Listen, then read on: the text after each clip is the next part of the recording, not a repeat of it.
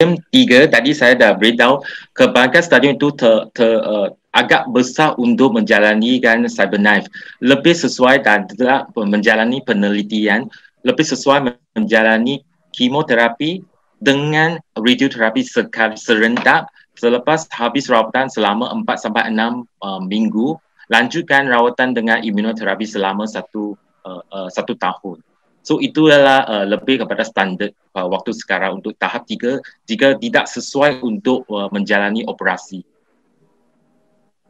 Menjawab macam ni, jika untuk yang radioterapi biasa untuk stadium 3 biasanya 20 sesi sampai 30 sesi. So kandung berapa besar tumor itu dan berhampiran dengan apa-apa organ yang penting. So untuk cyberknife biasanya dalam 3 kali, 5 kali, 8 kali sahaja. Yang cyberknife lebih sesuai kepada tahap yang tumornya kurang pada 5 cm. Dan dia ada menyebah kepada kelenjar getah pening di paru-paru. Itu baru cocok untuk menjalani. Okey, kemoterapi selepas dia masuk ke badan, dia akan dicernakan ataupun menjadikan tidak ada apa-apa di hati. So maksudnya selepas menjalani kemoterapi, hati akan menghancur atau merosakkan kemo dan dia akan keluar melalui kencing ataupun najis. So tidak ada apa-apa efek negatif kepada ahli keluarga langsung. See this way. So saya akan lihat daripada segi yang itu. Sebab masa selepas menjalani kemoterapi, imun sistem ataupun sistem pertahanan pasien akan sangat agak rendah. So jika yang ahli-ahli keluarga yang ada apa-apa penyakit,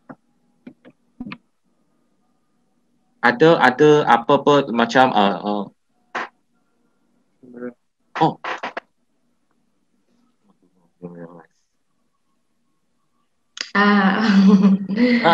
sorry, baru saya kesan saya tidak on kan kamera. Saya boleh kata macam ni, bukan sebab tidak efek kemo itu tidak boleh berdekatan dengan pasien. Kami yang risau ialah imun sistem pertahanan pasien yang rendah. Jika ahli keluarga yang ada jangkitan kuman, akan senang pasien yang imun sistem yang rendah ni dapatkan jangkitan daripada ahli keluarganya. So itu yang saya nampak daripada soalan ini. So saya rasa ini perlu diperiksa oleh dokter bedah. Lebih bagus jika stadium 3A ini dapat bisa dioperasikan, menjalani operasi, lepas itu perlukan kemoterapi. Untuk yang dokter bedah meneliti dan rasanya tidak dapat dioperasikan, so pasien ini perlu menjalani apa yang tadi saya berbicarakan, harus menjalani kemo serentak dengan radioterapi selama 4 sampai 6 minggu, gantung kepada saiz tumor itu dan berhampiran dengan apa-apa organ yang penting sekelilingnya. So itu sebabnya dulu menggunakan teknik ini hanya kemo serentak dengan radioterapi. Efek ataupun result itu bukan sangat-sangat mengagumkan, very impressive result. Itu sebabnya kemunculan imunoterapi perlu dilanjutkan selepas kemo serentak dengan radioterapi untuk setahun. So ini memang memanjangkan kelangsungan hidup, cure lebih bagus, boleh katakan rawatan tambahan dengan imunoterapi. Okay, in terms of diet restriction, makanan harusnya seimbang dan merangkumi semua zat-zat yang ada, terutamanya pasien yang menjalani kemo, sebab dia perlukan zat-zat untuk mengembali kesihatannya. Jika makanan yang tidak seimbangnya, zat-zat itu tidak dapat untuk memulihkan badan, akan melambatkan rawatan, terutamanya kemoterapi. So in terms of restriction, I would say that balance and healthy diet will be wise enough in English. So I think there's a few need to be clarified. The tumor that she mentioned, is it cancerous or is it non-cancerous or is it precancerous. So it's a bit difficult for me to tackle without looking whether this is a precancerous or really is a cancerous tumor at this point. So I would say that if even this is a precancerous, because looking at the volume of the breast and also the numbers of tumor, if let's say there's a multiple defect in the breast, I would rather that is mastectomy will be a wise choice. And the other thing is that if let's say tumor really infiltrate into the nipple, if there's no point to keep the nipple because they will disease a nipple. Atau saya cuba saya explain dalam Indonesia, jika dari segi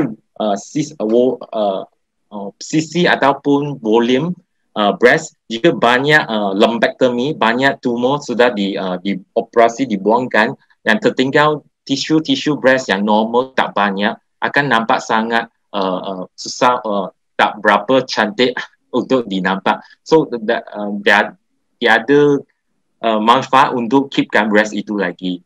Dan jika yang kanker sudah memakan ke dalam nipple itu sudah menjadi penyakit. Tak ada kebaikan untuk menyimpankan nipple yang sudah ada diserang kanker. Pastikan perjalanan medismu tanpa repot bersama SOMEC. Banyaknya syarat untuk berobat ke Singapura ataupun Malaysia membuat repot selama pandemi ini. Selama 12 tahun, SOMEC didukung SOS Ambulans Udara melayani pasien untuk berobat ke Singapura dan Malaysia. SOMEC mencarikan dokter spesialis sesuai dengan keluhan kamu. SOMEC juga akan membantu proses perizinan ke Singapura dan Malaysia. So, tunggu apa lagi? Hubungi tim SOMEC untuk perjalanan medismu.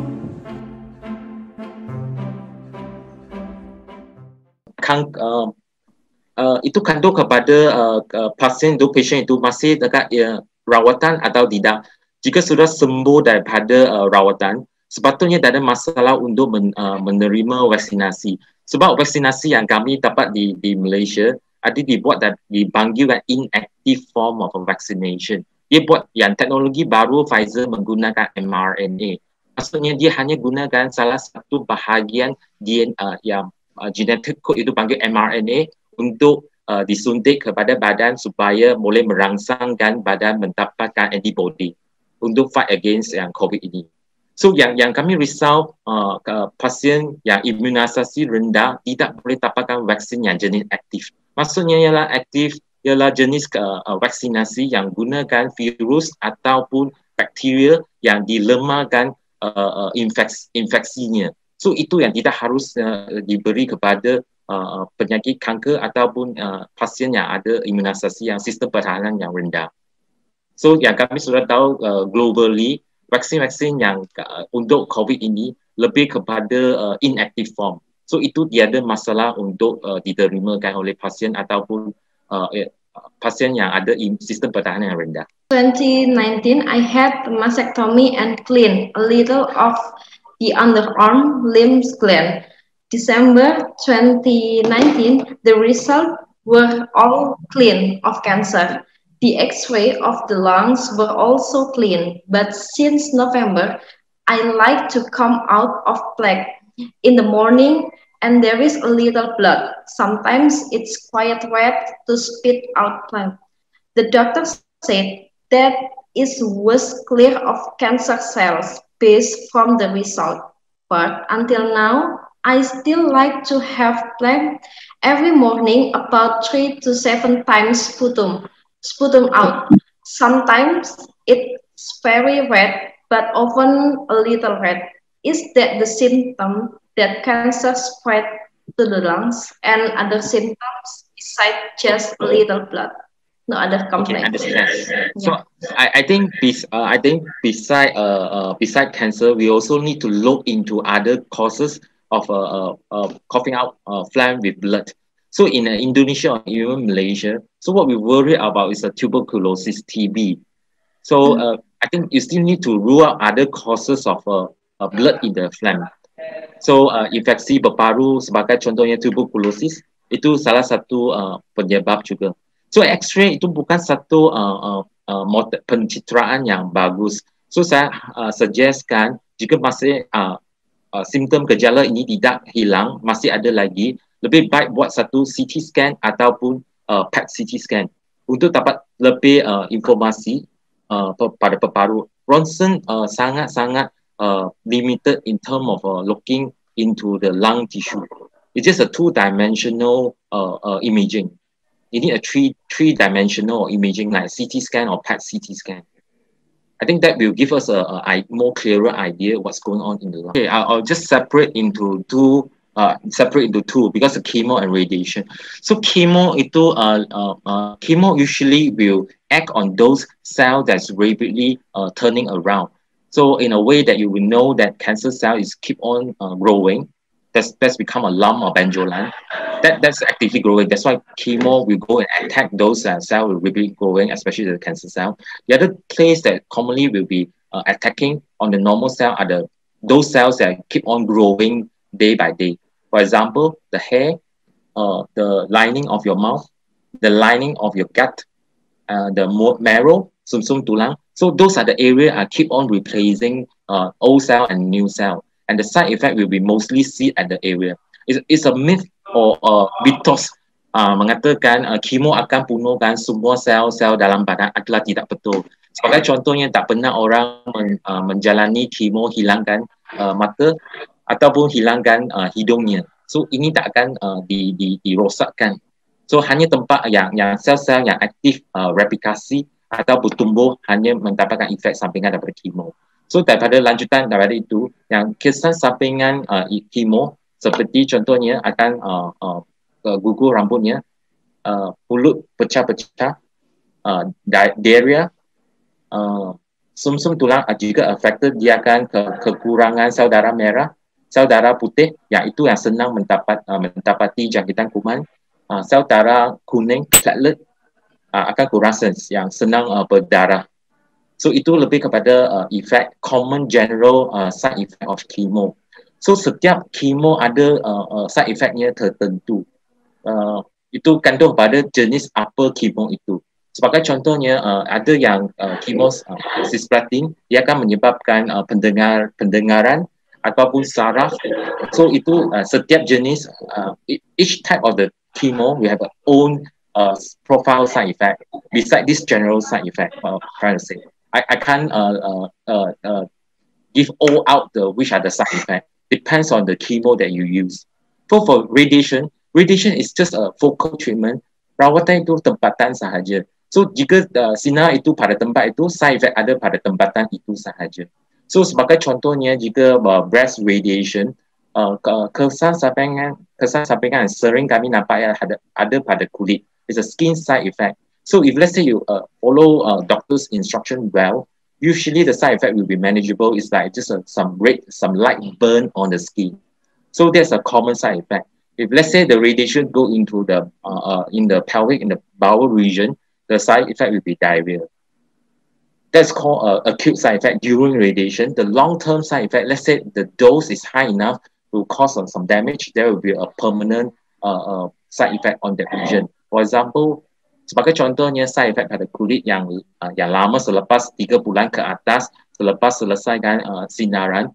So kulit pada payudara itu lebih ketat ataupun fibrosis yang kami katakan, yang lebih tebal rasanya berbanding dengan yang tiada sinaran. Itulah long term side effect atau kesan sampingan yang berjangka panjang. So ada orang yang selepas sinaran ada pembentukan saluran-saluran kecil pada kulit itu, telangiectasia. So it depends on the area that you radiate and what are the acute side effect and the long-term side effect. Okay, just now as I mentioned that satu yang berbeza dengan jinak dan ganas ialah dia akan melanggar batasan itu. Maksudnya dia akan memecahkan dinding yang melindungi benjolan itu ialah jenis yang kanker yang agresif. So walaupun ia tak membuat biopsi apa-apa, kanker itu akan makan ke dalam pembuluh darah dan ia akan bergerak daripada bayu pergi ke otak, tulang, dan sebagainya. Itu ialah karakteristik kanker yang jenis agresif. So whatever you're not doing that, you by itself, you try to spread out. That's a characteristic of a aggressive tumor. That's a cancer or carcinoma. Difference from a benign condition is a genetic one.